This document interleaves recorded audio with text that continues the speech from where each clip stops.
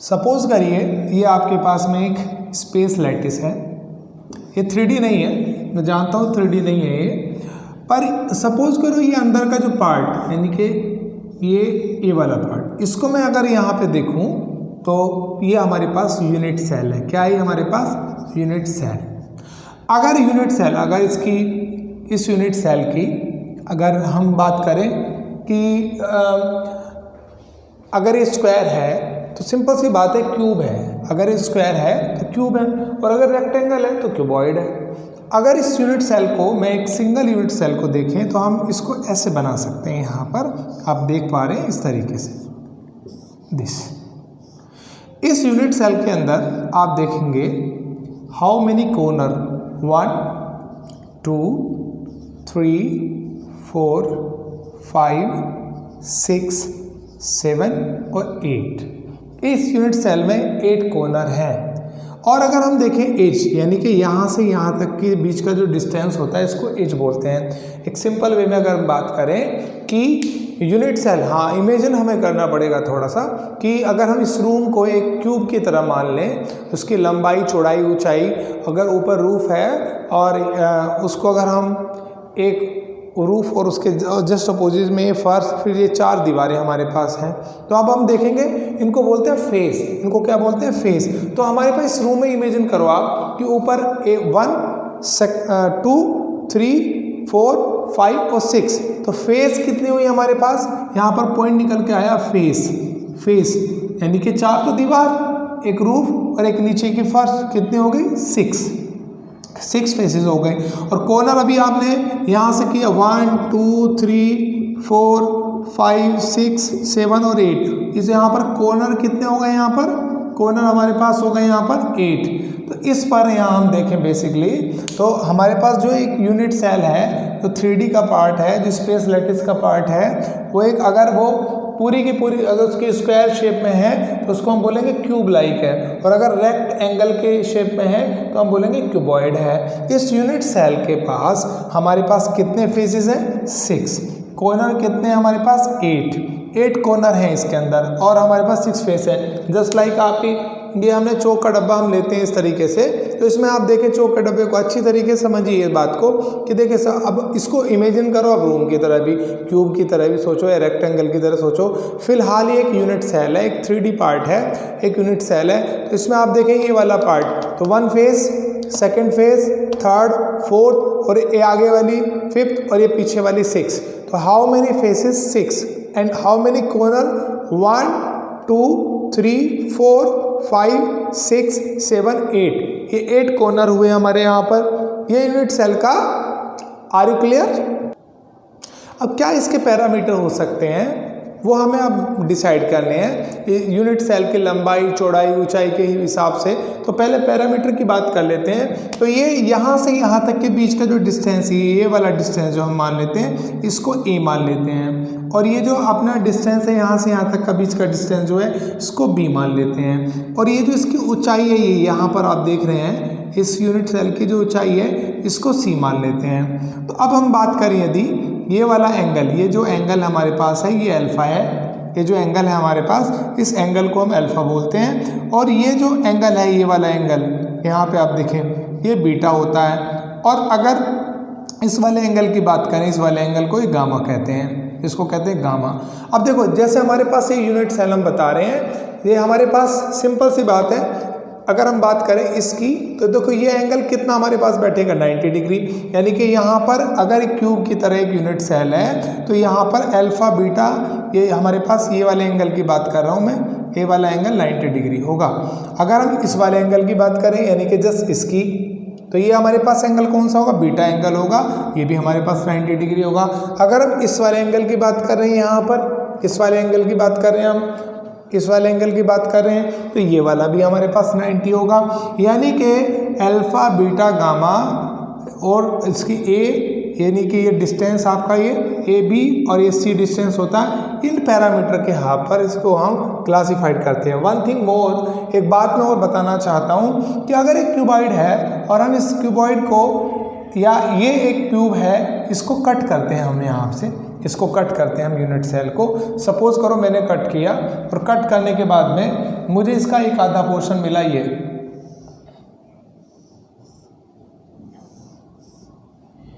ये आधा पोर्शन मिला मुझे।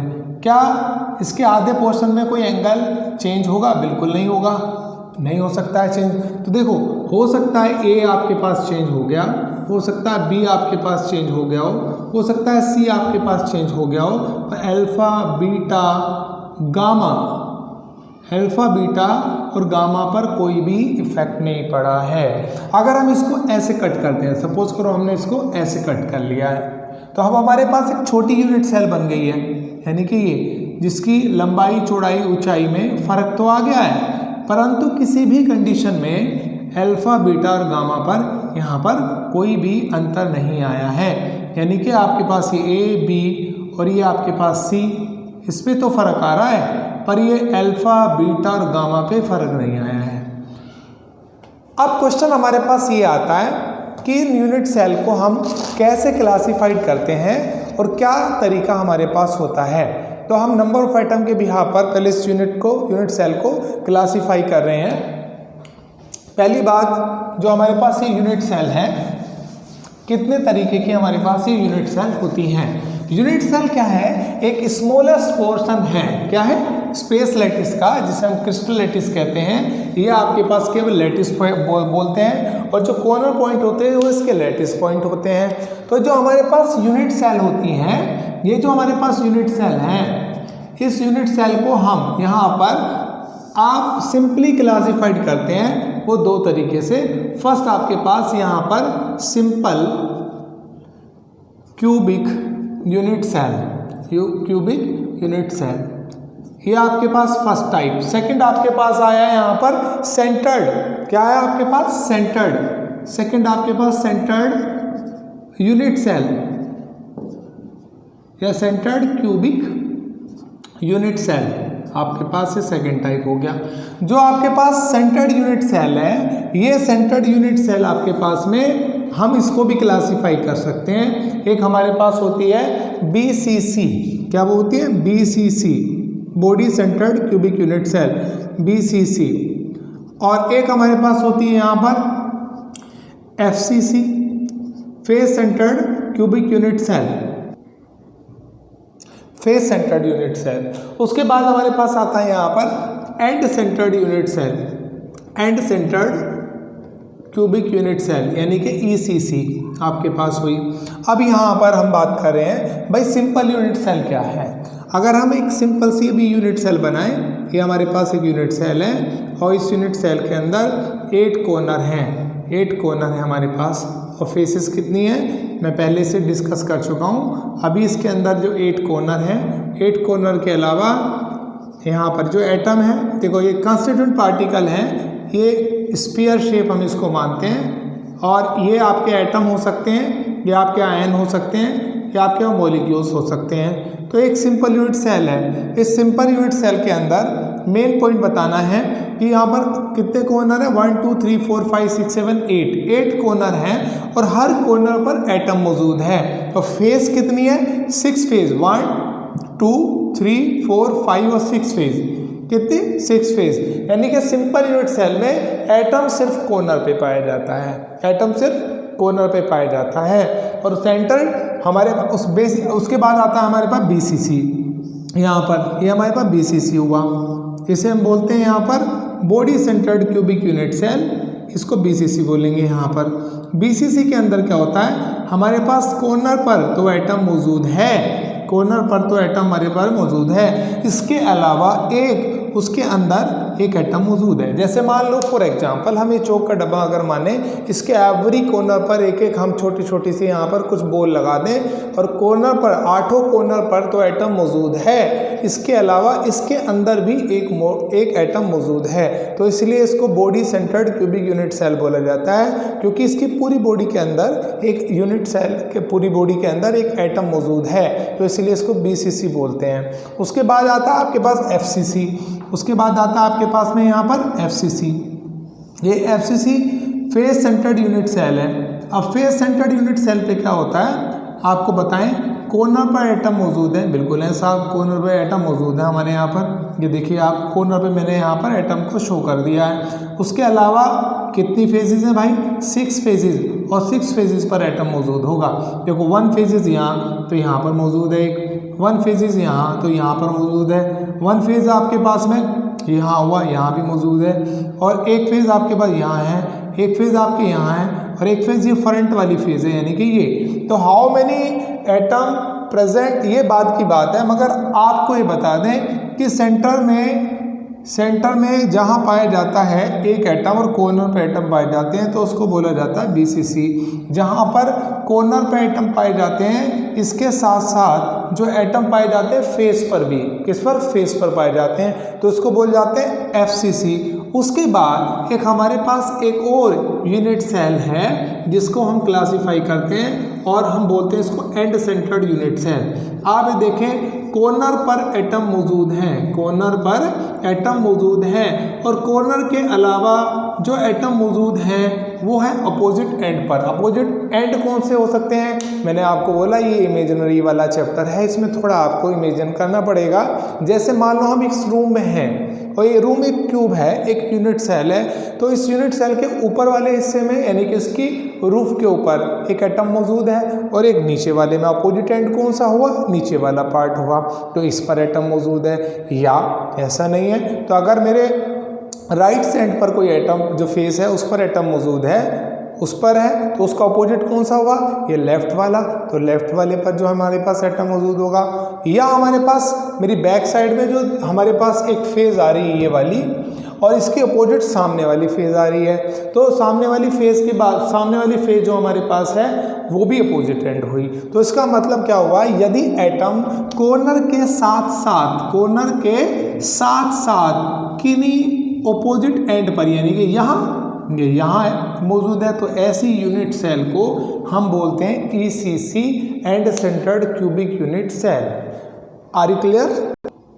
सो अब हमारे पास नेक्स्ट जो टॉपिक है वो है हमारे पास number of atom present in a unit cell. Number of atom present in a unit cell, number of atom in present in a unit cell. तो सपोज करो हम यहाँ पर लिख सकते हैं, ये हमारे पास एक सिंपल यूनिट सेल है, सिंपल यूनिट सेल है। अब इसमें हमें एटम निकालने हैं। एक सिंपल यूनिट सेल हमारे पास ये बन गई, ये लो जी, सिंपल यूनिट सेल हमारे पास बन गई। मेरे साथ साथ आप सबको ड्रॉ करना है, कॉपी पेंसिल लेकर के बैठना है आपको। एक सिंपल यूनिट सेल है। सिंपल यूनिट सेल में बेटे क्या होता है कि एटम कॉर्नर पर पाए जाते हैं। एटम कहाँ पाए जाते हैं? कॉर्नर पर। ये तो ये सिंपल यूनिट सेल है। जैसे मैंने आपको बोला कि एक मेरे पास ये एक यूनिट सेल है, इसके कॉर्नर पॉइंट पर, यानी कि इन पॉइंट पर एटम मौजूद है। ये 1 2 3 4 5 6 7 8 कॉर्नर है, तो 8 कॉर्नर पर यह हमारे पास एटम मौजूद हैं। अब क्वेश्चन मेरे पास ये आता है कि 8 कॉर्नर पर एटम मौजूद हैं, तो एक यूनिट सेल के हिस्से में कितने एटम आए? अब सपोज करिए एक यूनिट सेल है, इसके बराबर में भी कोई और यूनिट सेल है, इसके लेफ्ट में भी कोई यूनिट सेल है, इसके ऊपर भी यूनिट सेल है, इसके नीचे भी यूनिट सेल है, इसके दाएं भी बाएं भी। तो ये हमारे पास मेन पॉइंट आता है कि how many atom present in a simple unit cell. Simple unit cell में कितने एटम प्रेजेंट हैं। अब जो हमारे पास ये कॉर्नर है, इस कॉर्नर में, यानी कि इस वाले पार्ट में, ये कॉर्नर कितने पार्ट से यहाँ पे टच है? सपोज करो हमारे पास एक एटम है ये। अब इसके इस यूनिट सेल के ऊपर भी, इस सेल के नीचे भी, लेफ्ट भी, राइट भी, दाएं, आमने सामने सभी जगह एटम मौजूद हैं। तो आप देखें ये आधे एटम, इस पॉइंट का आधा एटम, यानी कि इतना पार्ट ये ऊपर चला गया, और इस पॉइंट से अगर हम इसको आगे बढ़ाएं ऐसे करके, तो देखें कितना 1 पार्ट, यानी कि 1 unit cell, second, third, fourth. ऊपर वाले हिस्से में 4 यूनिट सेल जुड़ी हैं, यानी कि इस वाले पॉइंट पर सिर्फ इतना हिस्सा आ रहा है, ये हिस्सा आ रहा है। यानी कि पहले एक एटम को आपने क्लास ऐसे किया, जब आपने ऐसे कर दिया तो आपके पास सिचुएशन क्या बन गई? ये बन गई आपके पास ये, और उसका भी आपने ऐसे कर दिया, तो यानी कि सिर्फ एक एटम के अंदर इतना पार्ट आ रहा है, यानी कि 1/2 पहली बार कर दिया आपने, अगेन 1/2 कर दिया आपने, फिर अगेन आपने 1/2 कर दिया, तो यानी कि 1/8 पार्ट। दोबारा समझिए, मेन थिंग है ये, बिल्कुल समझने में आना चाहिए कैसे। जैसे मान लो ये यूनिट सेल है हमारी, इस यूनिट सेल के पास में भी एक यूनिट सेल है, इसके ऊपर भी यूनिट सेल है, तो इस कॉर्नर से अगर हम देखें तो कितनी यूनिट सेल होगी, 1 2 3 4। यहाँ देखिए, इमेजिनेशन करिए आप, 1 2 3 4, तब यानी कि 4, और जस्ट 4 इसके ऊपर, तो यानी कि एक यूनिट सेल के एक कॉर्नर पर 1/8 पार्ट आ रहा है। एक यूनिट सेल के एक कॉर्नर पर कितना हिस्सा आ रहा है, 1/8, यानी कि 1/8 into 8। How many corner in this unit cell, 8। तो कितना हुआ हिस्सा हमारे पास, 1 एटम। कितना हुआ, 1 एटम।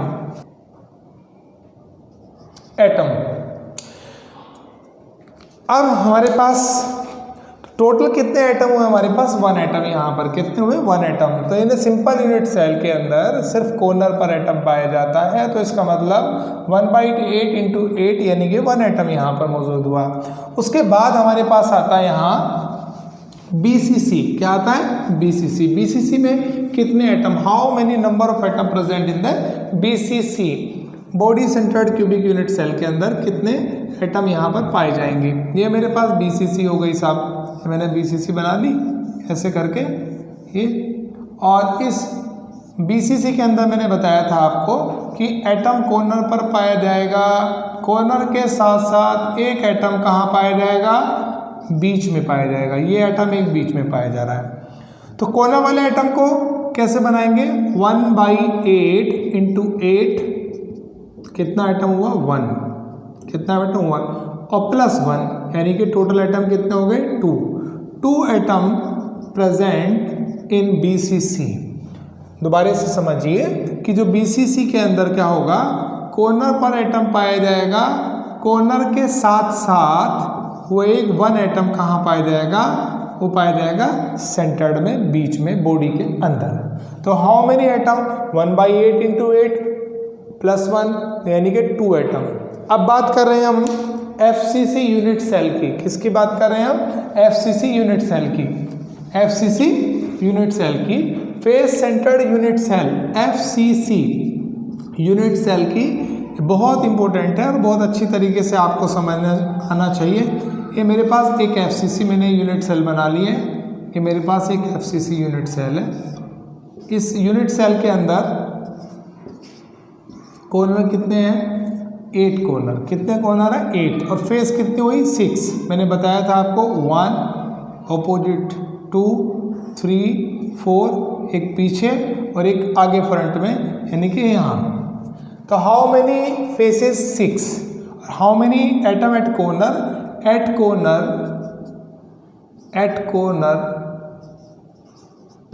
1/8 इंटू 8, यानी कि आपके पास 1 एटम। एट फेस पर कितना है, 1/2। कितनी फेसेस हैं भाई, 6, टोटल 3। अब 1/2 कैसे, सपोज करो ये हम रूम एक क्यूब है, और इस रूम के इस दीवार पर एक बीच में एक एटम, एक बॉल लगा दी, और बॉल का आधा हिस्सा इधर और आधा हिस्सा उधर, यानी कि 1/2 इंटू 6। टोटल फेस कितनी हुई हमारे पास, 6, और एक फेस पर हमारे पास कितना हिस्सा आ रहा है, 1/2। तो टोटल एटम कितने हो गए फेस पर, 3। तो टोटल कितने हुए यहाँ पर, टोटल एटम हमारे पास हुए 1 + 3 = 4। कितने हुआ हमारे पास, 4 एटम। उसके बाद हमारे पास आता है end centred unit cell, ECC। ECC भी क्या होगा, एक मेरे पास एक यूनिट सेल हुई, इस यूनिट सेल के ऑपोजिट दो एंड पर, यानी कि कॉर्नर 1 2 3 4 5 6 7 और 8 कॉर्नर, और 2 ऑपोजिट एंड, दिस कोई 2 ऑपोजिट एंड। तो कितना आइटम हुआ हमारे पास, एट कॉर्नर हुआ बेटा, एट कॉर्नर हुआ बेटा जी 1/8 इंटू 8 यानी कि 1, और एट फेस कितना हमारे पास ऑपोजिट फेस है, और कितनी फेस है हमारे पास 2, तो 1/2 इंटू 2, टोटल हमारे पास हुआ 1। टोटल हमारे पास एटम कितना हुआ, टोटल हमारे पास हुआ 1 + 1 = 2। तो यहाँ पर भी ECC के अंदर भी 2 आ रहा है। तो हम फिर बात करते हैं आपको, अब हमारे पास सिंपल यूनिट सेल है जहाँ पर नंबर ऑफ एटम हमारे पास निकल के आए हैं, कितने आए हैं 1। BCC में कितने आए 2, FCC के अंदर कितने आए हमारे पास में 4, और ECC के अंदर हमारे पास कितने आए, हमारे पास आए 2। उसके बाद अगर हम देखें यहाँ, अब टोटल अगर हम बात करें तो इसको कुछ इस तरीके से भी समझ सकते हैं कि हमारे पास ये यूनिट सेल है, ये हमारे पास यूनिट सेल हमारे पास है, और इस यूनिट सेल में नंबर ऑफ एटम, यहाँ पर नंबर ऑफ एटम, और नंबर ऑफ एटम कैसे निकालते हैं ये मैंने अभी आपको बता दिया। और सिंपल बात में करें तो जेड की वैल्यू, इसको जेड की वैल्यू बोलते हैं रियलिटी में। अगर हम देखें यहाँ पर, इसको एक लाइन खींच लेते हैं। अगर हम यहाँ देखें कि यूनिट सेल अगर मेरे पास सिंपल है, सिंपल यूनिट सेल है, इस सिंपल यूनिट सेल में नंबर ऑफ एटम मेरे पास कितने निकले थे 1/8 इंटू 8, सिंपल सी बात 1। तो जेड की वैल्यू क्या हो गई 1, जेड की वैल्यू क्या हो गई 1। उसी तरीके से यहाँ बात करें BCC की, BCC में क्या हुआ 1/8 इंटू 8 = 1 + 1 = 2, तो जेड की वैल्यू क्या हो गई हमारे पास 2। उसके बाद हमारे पास आई FCC। FCC में क्या कैसे निकाल देते हैं हमारे बेटा 1/8 इंटू 8 + 1/2 इंटू 6, यानी कि आपके पास 1 + 3 यानी कि 4, यानी कि जेड की वैल्यू कितनी आ गई हमारे पास 4। उसके बाद में हमारे पास आई ECC। तो यहाँ पर कैसे करते हैं हम ECC के अंदर 1/8 इंटू 8 + 1/2 इंटू 2, यानी कि 1 + 1 = 2। तो जेड की वैल्यू कितनी लेंगे हम, यहाँ 2 लेंगे। Are you clear?